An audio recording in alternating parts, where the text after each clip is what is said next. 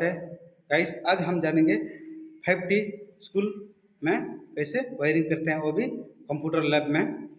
ये science lab है दोस्तों। ये दरवाज़ा है, दरवाज़ा का पास यहाँ पर दो 12 मॉड्यूलर बोर्ड इंस्टॉल किए हैं। ये लाइट फैन के लिए, इसमें 4 फैन और 6 लाइट इससे ऑपरेट होगा, और उसमें 5 पिन सॉकेट भी चार्जिंग के लिए इंस्टॉल होगा दोनों में। और थोड़ा आगे जाते हैं दोस्तों, जितना सारे बोर्ड यहाँ दिख रहा है, यहाँ पर ये कंप्यूटर के लिए है। ये भी नीचे में 6 मॉड्यूलर मेटल बॉक्स इंस्टॉल किए हैं, ऊपर में 3 मॉड्यूलर, पीछे में 5 पिन सॉकेट 3 रहेगा, ऊपर में 3 स्विच रहेगा। ये भी 5 पिन सॉकेट नीचे में 3 रहेगा, ऊपर में 3 स्विच रहेगा।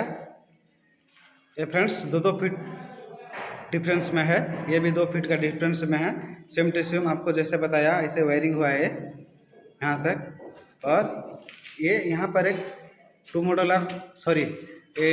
मॉड्यूलर मेटल बॉक्स इंस्टॉल किए हैं यहाँ प्रिंटर क्या क्या चलने के लिए। और आगे आपको दिखा रहा हूँ मैं, ये भी जितना लगा हुआ है इधर, ये भी 2-2 फीट डिफरेंस में है। ये नीचे में भी 6 मॉड्यूलर मेटल बॉक्स इंस्टॉल किए हैं, ऊपर में 3 मॉड्यूलर मेटल बॉक्स इंस्टॉल किए हैं। थोड़ा सामने जाके दिखा रहा हूँ मैं।